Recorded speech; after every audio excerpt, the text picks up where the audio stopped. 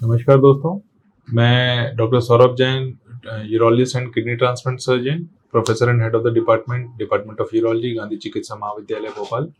मैं आपका अपने यूट्यूब चैनल पे बहुत बहुत स्वागत करता हूं। दोस्तों, आज हम एक टेस्ट के बारे में जानेंगे जिसका नाम है यूरोफ्लोमेट्री।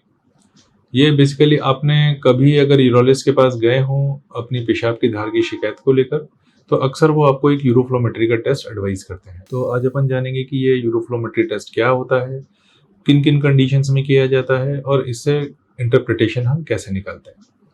तो बेसिकली यूरोफ्लोमेट्री एक मशीन होती है जिसमें पेशेंट्स को बोला जाता है कि आपको इसके ऊपर पेशाब करना है, पेशाब का वॉल्यूम कितना है, उसकी धार कितनी आ रही है और कितनी देर तक उन्होंने पेशाब किया है, इन सबको कैलकुलेट करके एक ग्राफिकल रिप्रेजेंटेशन दिया जाता है और इसी टेस्ट को यूरोफ्लोमेट्री का टेस्ट बोलते हैं।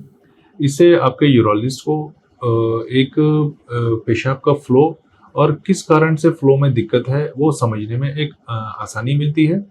यह एक बहुत ही बेसिक टेस्ट होता है। इसके बेसिस पे वो यूरोलॉजिस्ट कोरिलेशन कर पाता है कि अंडरलाइंग कारण क्या हो सकता है जिसके कारण पेशेंट को पेशाब की समस्या हो रही है। जब भी डॉक्टर आपको बोलता है कि आपको यूरोफ्लोमेट्री का टेस्ट करना है, तो अक्सर जब हम जाते हैं तो जो भी टेक्नीशियंस होते हैं जो वो क्या बोलते हैं पेशेंट को कि आप खूब पेशाब रोक कर आइए। और कई बार पेशेंट इतना पेशाब रोक लेता है कि उसकी पेशाब की धार नॉर्मली ही कमजोर पड़ जाती है। तो दोस्तों, ये गलती कभी नहीं करनी है। अगर आपको यूरोफ्लोमेट्री का टेस्ट बोला गया है तो आपको कम से कम 150 ml यूरिन तो पास करना ही है, लेकिन इतना भी यूरिन नहीं रोकना है कि वो आपको तकलीफ देने लगे।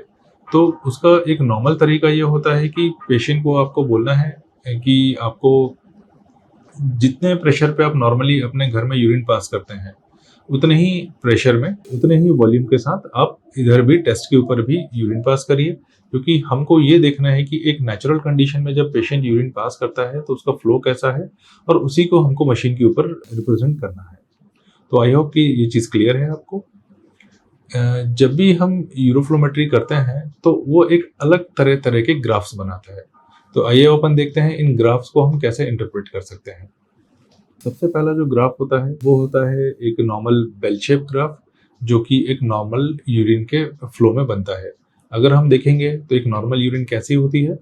नॉर्मल यूरिन को जब हम स्टार्ट करते हैं तो वो बगैर किसी इंतज़ार के शुरू हो जाती है। वो शुरू में उसका प्रेशर बढ़ता जाएगा, फिर वो धीरे धीरे ग्रेजुअली कम होता जाएगा। तो इसको हम कहते हैं एक नॉर्मल बेल शेप ग्राफ। इसके बीच में कोई रुकावट नहीं होती है। यूरिन की धार पूरा फ्लो एक ही बार में आता है और पेशेंट को इसके लिए कोई जोर नहीं लगाना पड़ता और पेशाब करने के बाद कोई ड्रिबलिंग नहीं होती। तो ये एक नॉर्मल बेल शेप ग्राफ है जो कि एक यूरोफ्लोमेट्री हमको बताएगी और इसका मतलब है कि पेशेंट का यूरिन का फ्लो नॉर्मल है। अगर तो पेशेंट का यूरिन का फ्लो ऐसा आ रहा है कि उसको शुरुआत करने में बहुत टाइम लग रहा है और जब वो शुरू हो रहा है तो एक नॉर्मल ग्राफ बन रहा है, लेकिन एंड उसका प्रोलॉन्ग जा रहा है और धीरे धीरे फिर यूरिन टूट के आ रही है। पेशेंट को जोर लगाना पड़ रहा है, पेशाब करने के बाद ड्रिबलिंग हो रही है। तो यह प्रोस्टेट के बढ़ने की एक निशानी हो सकती है जिसको बीपीएच कहते हैं, या हाई ब्लैडर नेक की एक निशानी हो सकती है जिसको पीबीएनओ कहते हैं, जो कि एक नॉर्मली एक यंग पेशेंट्स में देखा जाता है। अक्सर हमने कई बार देखा होगा कि कई पेशेंट शिकायत लेकर आते हैं कि जब मैं एक पब्लिक टॉयलेट में यूरिन करता हूँ तो सब लोग यूरिन करके निकल जाते हैं, सिर्फ मैं ही खड़ा होकर यूरिन करता रहता हूँ। मेरी धार एक ही फ्लो में आती है, ना कम होती है ना ज़्यादा होती है, या कई बार तो इतना जोर लगाना पड़ता है कि बूंद बूंद करके निकलती है। ऐसे केसेस में ये एक स्ट्रिक्चर की निशानी हो सकता है, स्ट्रिक्चर की एक साइन हो सकता है।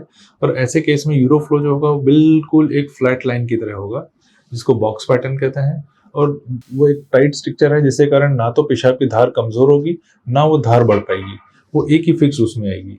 तो ये एक स्ट्रिक्चर की निशानी हो सकती है।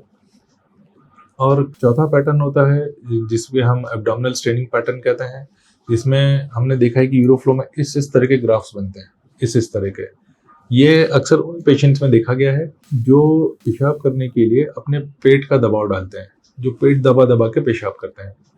ऐसे पेशेंट्स में न्यूरोजेनिक ब्लैडर, डायबिटीज, कोई स्पाइन की समस्या कारण हो सकती है। ऐसे पेशेंट्स में अक्सर कॉन्स्टिपेशन रहता है और उनको फिर न्यूरोजेनिक ब्लैडर की लाइन पे पहले डायग्नोज करना पड़ता है यूरोडायनेमिक स्टडी से, और फिर उनको ट्रीट करना पड़ता है मेडिकल मैनेजमेंट के द्वारा।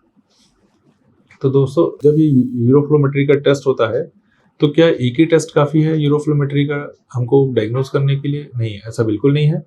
आपका डॉक्टर ट्रीटमेंट की शुरुआत में आपको ये टेस्ट लिख के देगा, और जैसे जैसे आपका ट्रीटमेंट प्रोग्रेस होता जाएगा, ट्रीटमेंट से कितना रिलीफ मिल रहा है, वो देखने के लिए वो टेस्ट को आपको बार बार रिपीट करता जाएगा।